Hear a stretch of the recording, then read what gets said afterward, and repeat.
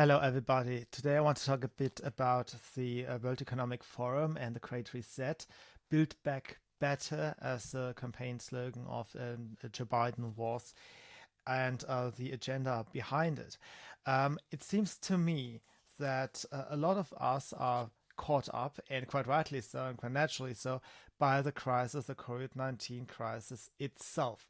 Either you are concerned with the medical crisis, that is, you are concerned about the health of your loved ones, maybe your own health if you have some preconditions, or if you are an elderly person, or you are concerned about the economic implications. And sometimes you may even be concerned about both of these tremendous risks while you are caught up dealing with your real life problems like paying your bills or securing your job or trying to protect your health. These real life problems are exploited, or your lack of attention are exploited by some people who try to create a completely different world. And our mainstream media claims that when you turn your attention away from your everyday business and away from the overplayed sideline problems, like if you think the mask is toxic or whatever it is, there are some overplayed pseudo problems. If you turn your attention again back to what our elites are actually doing, then you become a conspiracy theorist. President-elect Joe Biden is weeks away from taking office, but his presidency already has a growing conspiracy following it. It is called the Great Reset.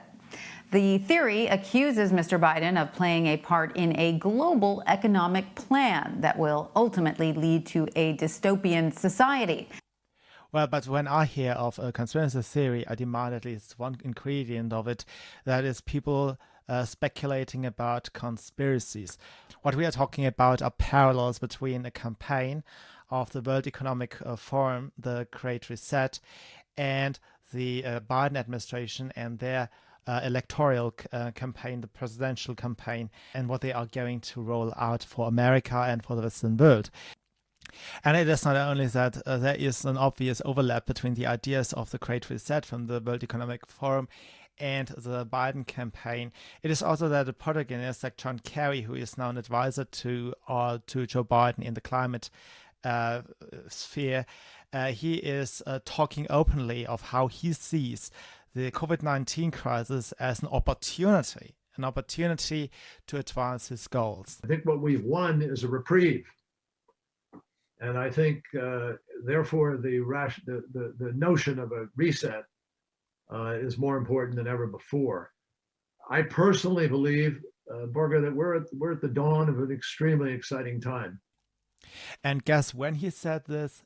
Yes, he said it at the conference of the World Economic Forum. It's only a few minutes before Ursula von der Leyen, the president of the European Union, was talking.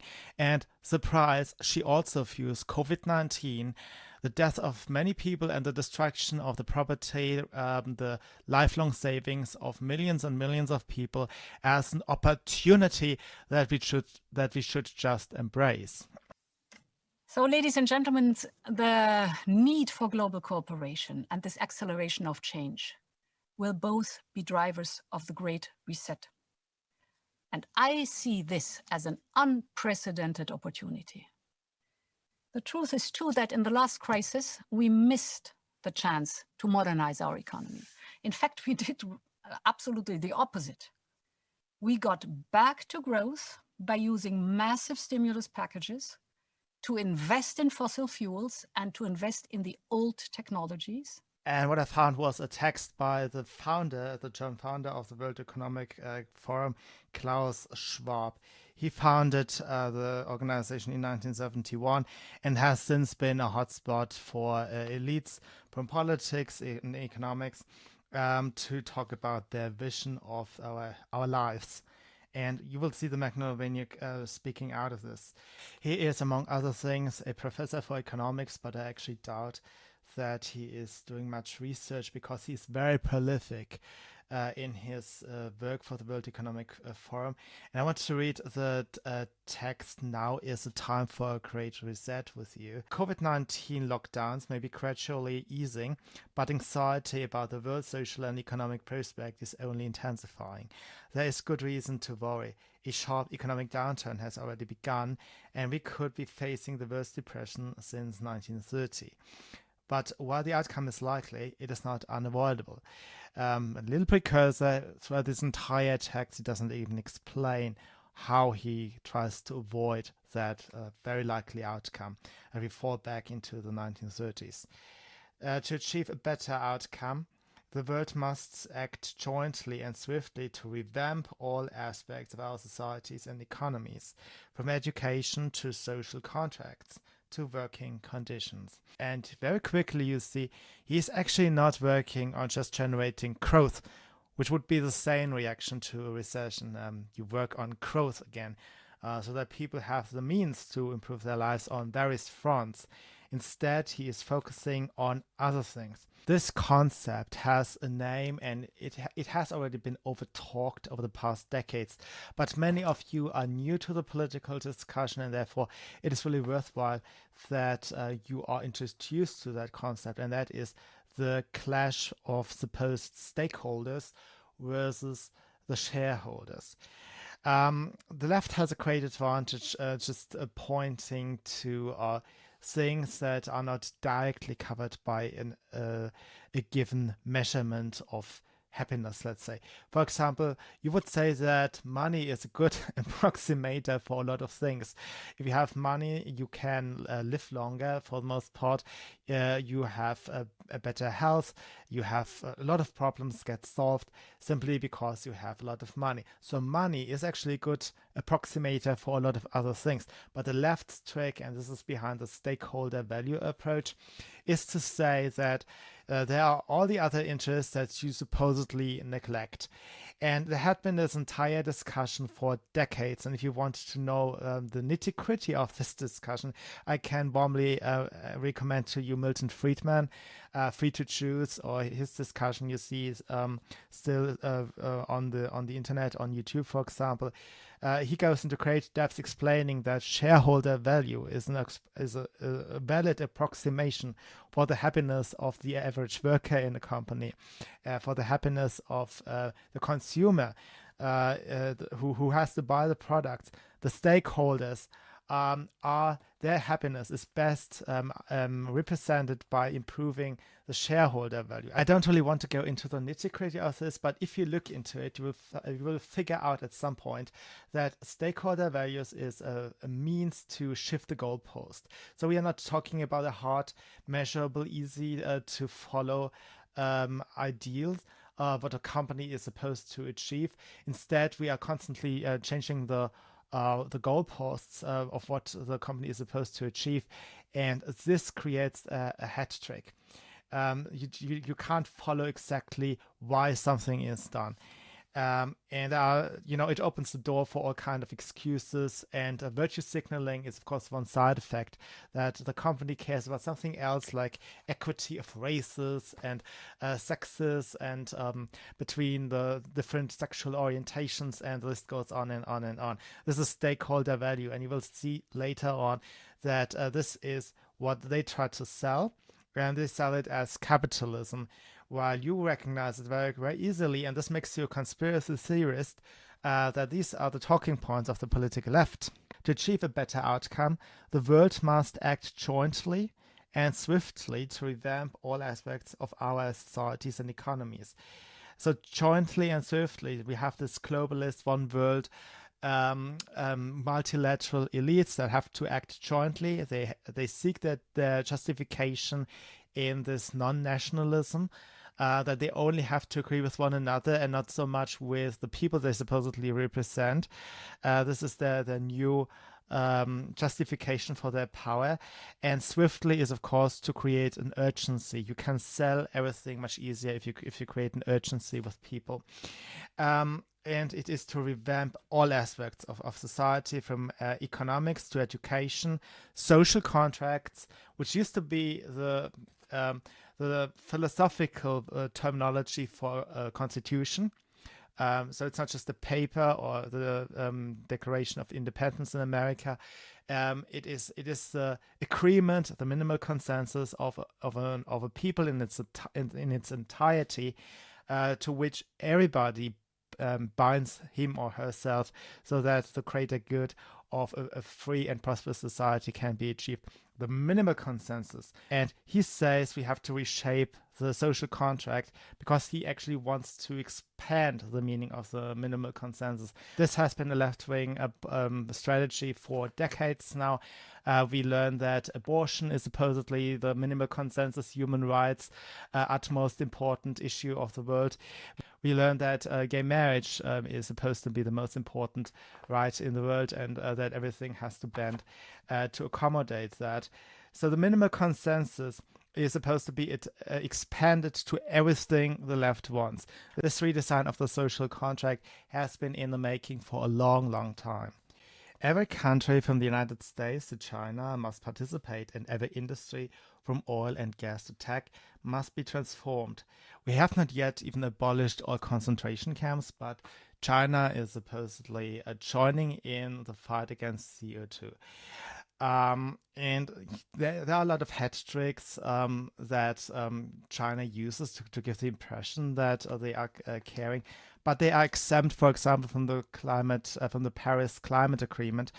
Ursula von der Leyen had spoken at the World Economic Forum, and she praised Europe on reducing carbon emission. The truth behind it is, of course, that China is just producing the stuff and that they are emitting the carbon dioxide, and nothing has actually been reduced.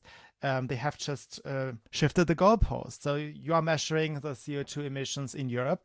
It's going down while it's actually produced in China, and it's still going up. So there is no consensus that everybody joins in. In reality, we just see the elites are shifting around responsibilities, and they are not working in your interests. If they did, they would insist that the Paris Climate Agreement does not come into any force in any other place unless the Chinese join in, because it makes no sense to just destroy our economy and move the production to China so that they benefit from everything while we are choking our own economies with regulation. COVID-19 having already led to hundreds of thousands of deaths, the pandemic represents one of the worst public health crises in recent history. And with casualties still mounting in many parts of the world, it is far from over. This will have serious long-term consequences for economic growth, public debt, employment, and human well-being. According to the Financial Times, global government debt has already reached its highest level in peacetime. Moreover, unemployment is skyrocketing in many countries. In the US, for example, 1 in 4 workers have filed for unemployment since mid-March, with new weekly claims for above historic highs. The International Monetary Fund expects the world economy to shrink by 3% this year. This was the Texas, I think, published last year, a downgrade of 6.3% points in just 4 years. All of this will exacerbate the climate and social crises that were already underway. Now, I don't understand this, quite frankly, because I do understand the social crisis, obviously, but the climate crisis is supposed to be fought all the time with the destruction of our economy. So if our economy goes down 3%, and a lot of it being the industry, isn't that exactly what these people usually ask us to do? All of this exacerbates the climate and social crisis that were already underway. Some countries have already used the COVID-19 crisis as an excuse to weaken environmental protections and enforcement. And frustrations over social ills like rising inequality, US billionaires' combined wealth has increased during the crisis are intensifying. Okay, I don't really care about the inequality BS. Most of these people are the most powerful on the planet, so they are not terribly concerned about billionaires to begin with. But let's go to the real problem. Point to, and this is the climate change. Everybody agrees that the climate is changing. What we disagree about is the nature of it, that is how much of it is done by human beings, and also how much time we have. This is the most important issue, but it is worded the least often.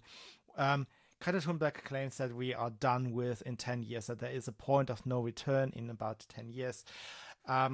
However, Judith Carey, for example, who used to be the head of the climate science department at the University of Technology of Georgia, I think. She is considering a time frame somewhat up to 300 years. So 10 years, again, is this urgency that makes you sell anything. And 300 years is, oh, let's just look back the past 300 years and the technological innovations, and maybe that should discourage you from forecasting to the next 300 years, because not only might we have a different solution for a lot of energy problems, we also may develop a technology for something that we like that does not have to do with power generation, but can serve any other interest, and maybe that technology is actually then binding CO2. So 300 years can mean a lot in human and technological development. Either we create technologies that continue to emit CO2 into the air, or we might develop technology that may bind CO2 from the air. We don't know yet.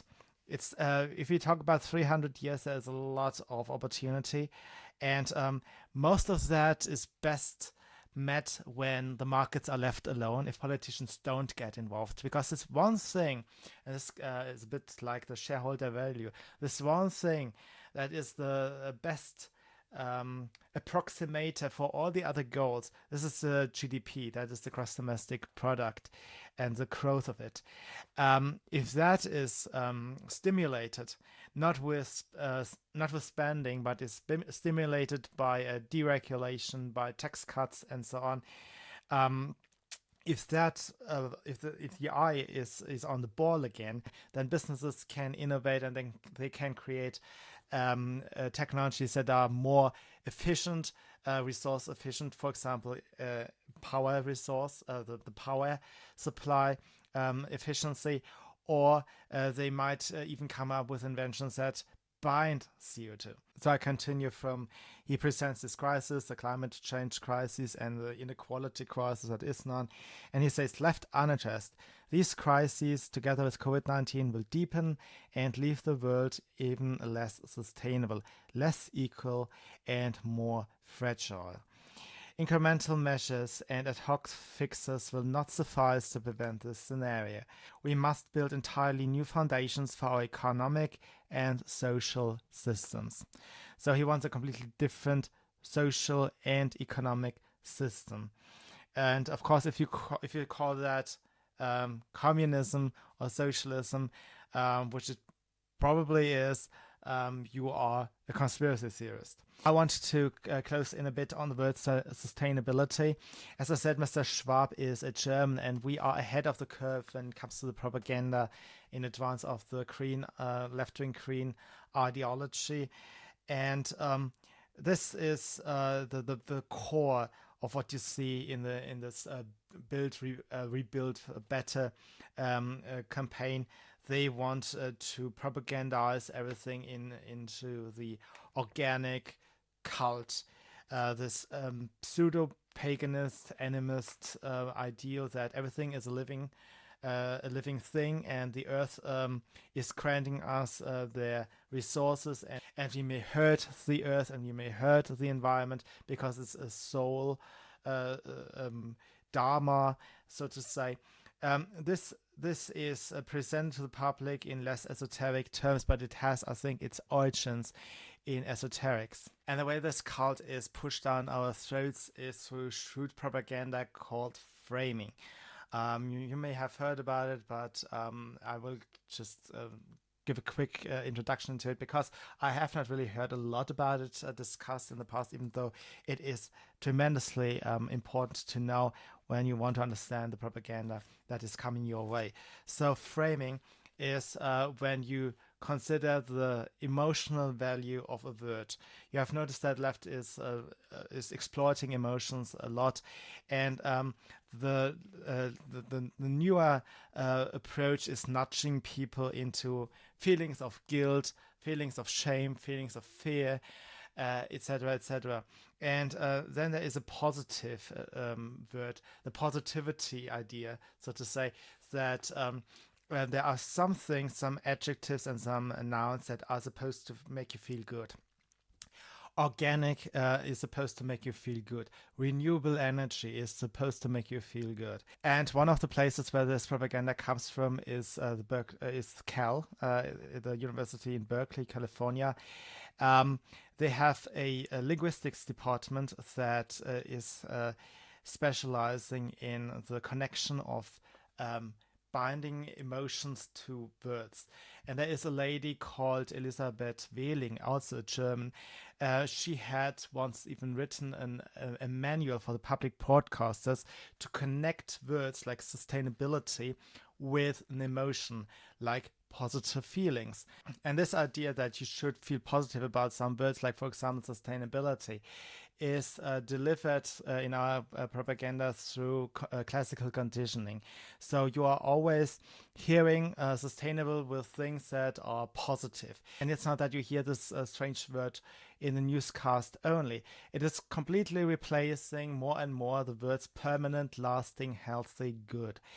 And it is popping up in everyday cook shows, in everyday murder mystery shows, and so on. Things that are about anything else. Once you see something nice on television, they don't say the word permanent, lasting, good, reliable, safe. They use sustainable. Sustainable and the German equivalent nachhaltig are completely newfangled words. They don't belong to either the German or the English language. They are supposed to connect certain emotions, like you see a nice cake with organic flour, of course, and you are supposed to connect this to positive emotions and also to the entire political agenda of the political left. So every time you hear sustainable, it is at the same time an apple cake and windmills. It is anti-racism, and it is also something that is of a high quality and doesn't break down very soon. So sustainable is increasingly replacing traditional words of the German and English language for good, lasting, solid, and so on. And another aspect of this, and I'm sorry that I really dive into this one word for so long, but it really explains this reset to me. And I've just had this idea a couple of days ago, and that is they have declared some of their political goals as purely good. And as such, they are forced to reset our lives. And why is this? If you say that windmills fermenting waste, organic waste to generate energy and so on, there are technologies that are only good. Okay, there are no bad sides, job creating, wealth creating, all good options. If that were the case, and they don't entertain any honest discussions, if that were the case, and there is only then there are actually only 3 reasons why people don't really join in, apparent reasons. And then there is this one second reason that I come or second level reason that I come to in a second.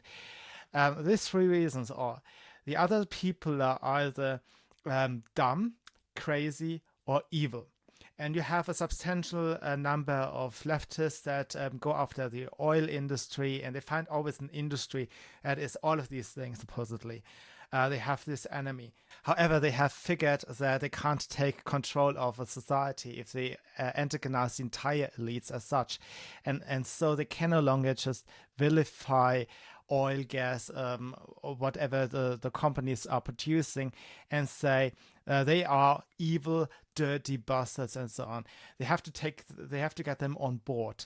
And what the second level reason could be for people not choosing that perfect option, if they are not evil, etc., if they are sane people, and that is they are path dependent.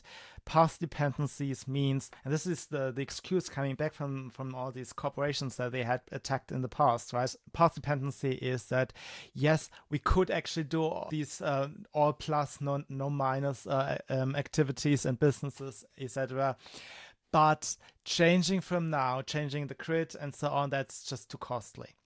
So you have to change. You are dependent on the path of the past because you have the entire infrastructure and so on. Changing now comes with an enormous risk and enormous costs. So this was the excuse, and that's why they suddenly see a chance in COVID-19. We have something that's actually working well enough for now. That is just seen as, okay, they are dependent on a path, and if we could reset them to the only good, no bad options, then everything would be perfect. But there are no all good, no bad options. But these people have generated a rhetoric that they bought in at some point themselves, and that is that there is a sustainability. There is a set of options that are all good, no bad. And if you don't take these options, you are either a evil, bad, crazy, disgusting, or you are dependent on a path that led up to the current end. The level of cooperation and ambition this implies is unprecedented, but it is not some impossible dream. In fact, one silver lining in the pandemic is that it has shown how quickly we can make radical changes to our lifestyles. Almost instantly, the crisis forced businesses and individuals to abandon practices long claimed to be essential, from frequent air travel to working in an office. So working in office, as it turns out, it was just a cheap excuse for not staying at home. And I think this sentence shows the callousness of these elites. They think you just had bad excuses, and you just liked your savings and so on. And, if you had just changed to the all good, good, no bad, bad options, then we all would be better off. And now it's the time for you to change permanently. Well, you actually did not think that this is a permanent, sustainable situation, staying at home. But for them, they talk a lot about digitalization, etc., etc. They want to reduce your mobility. They want to control you better. For them, it is a big opportunity. Likewise, populations have overwhelmingly shown a willingness to make sacrifices for the sake of healthcare and other essential workers and vulnerable populations, such as the elderly. And many companies have stepped up to support their workers, customers, and local communities in a shift towards a kind of stakeholder capitalism to which they had previously paid lip service. Well, they shouldn't have paid lip service. They call it capitalism, but this is just to bamboozle you. They actually want the state, the government, to take control. And I have a quote by Mr. Schwab from a different text. That illustrates what he believes stakeholder capitalism is supposed to look like. So companies that embrace the stakeholder model can simply afford better to help during this crisis, as the business model is more robust and the alliances with other stakeholders in society, such as government and the public at large, are stronger. So the public at large is, of course, just some feel-good lip service, but of course he means that the government, the state, is to take charge. This is the stakeholder capitalism, and the fleece between our big corporations and the government is becoming ever worse.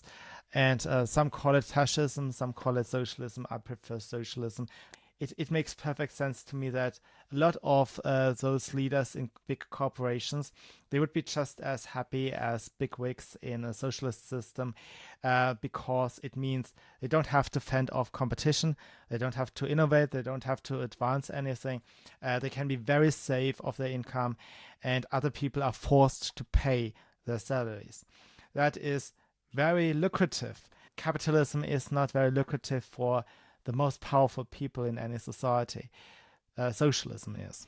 So moving on with the text, clearly the will to build a better society does exist. We must use it to secure the great reset that we so badly need. That will require stronger and more effective governments, though this does not imply an ideological push for bigger ones.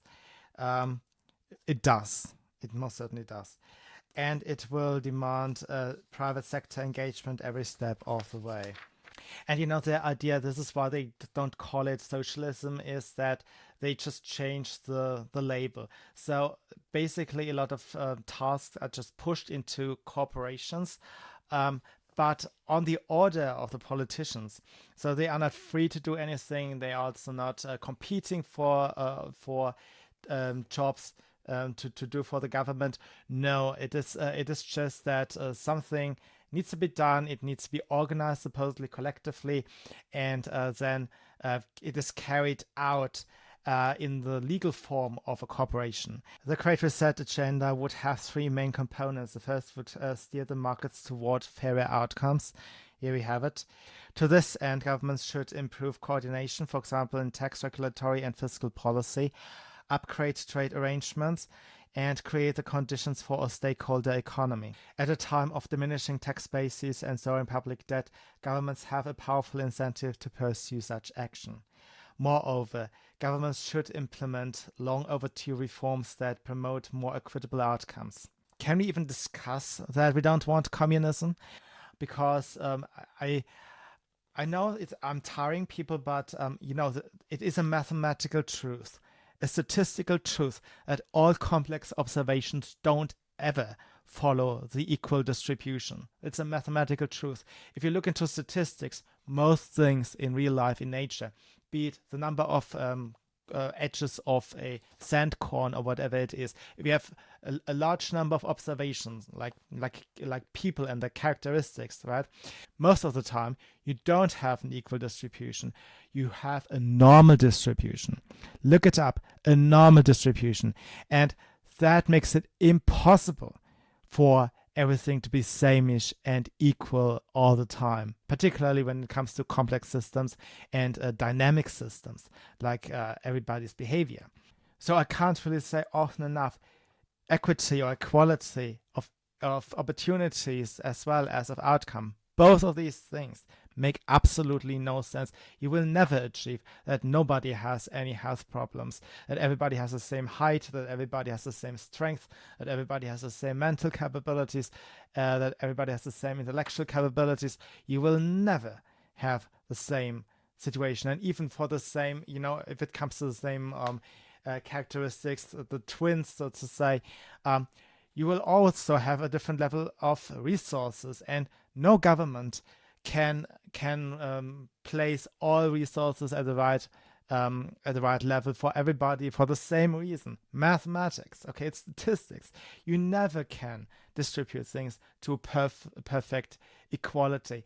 And additionally, the incentives, what people have heard, what ideas come up in their minds, you can't control all of it. After this entire 20th century, with all the totalitarian experiments, we still don't agree that we can't achieve the impossible, and that the impossible is not even likable. I don't even want to step in a lockstep. Depending on a country, this may include changes to wealth taxes, the withdrawal of fossil fuel subsidies, and new rules governing intellectual property, trade, and competition. The second component of a Great Reset agenda would ensure that investments advance shared goals such as equality and sustainability. Here, the large-scale spending programs that many governments are implementing represent a major opportunity for progress. The European Commission, for one, has unveiled plans for a 750 billion euro, that is 826 billion US dollar recovery fund. I have made an entire video about how this is under the umbrella of we do something about COVID-19, and they are serving completely different goals. While they whine about your little business going bankrupt, they actually think about electric cars and little gimmicks that makes their life a bit less noisy.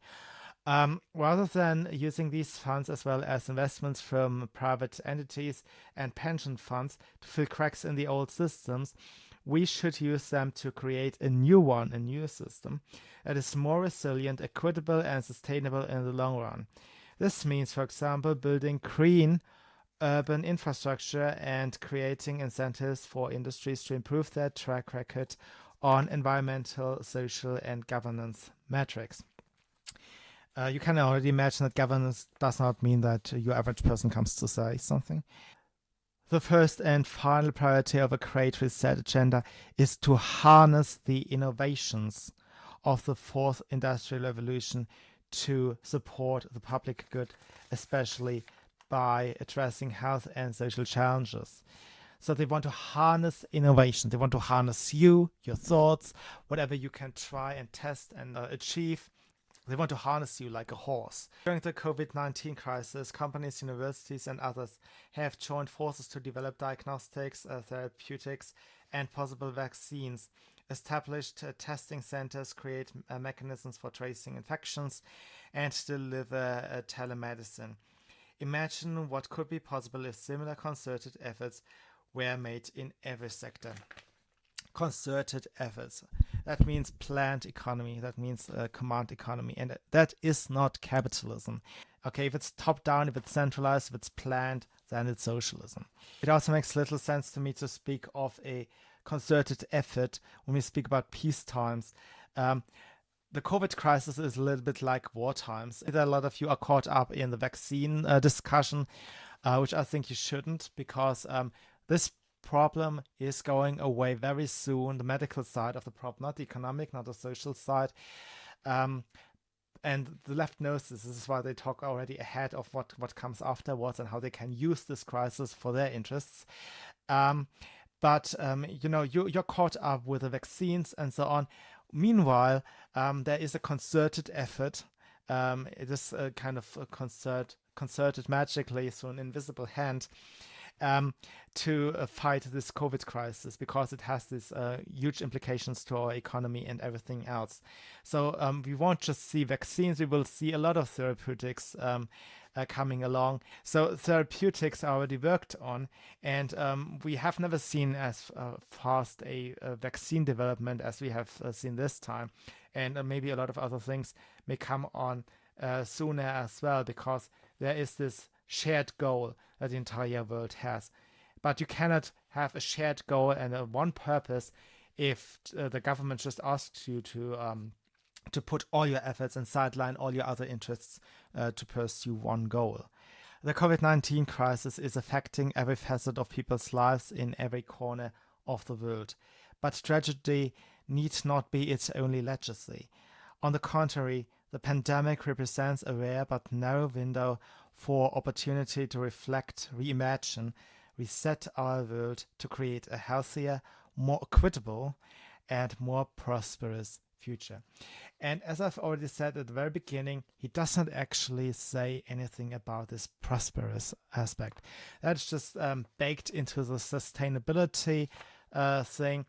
It doesn't have any downsides. It's a good plus rhetoric. So all the good things like jobs, wealth, prosperity, they all come along, and he does not suggest anything that needs to be done to get our economies back on track. This will come to you as well, so be prepared of the rhetoric, and be aware of urgency in combination with good, no bad options. That was it for today, and I'll see you soon. Bye.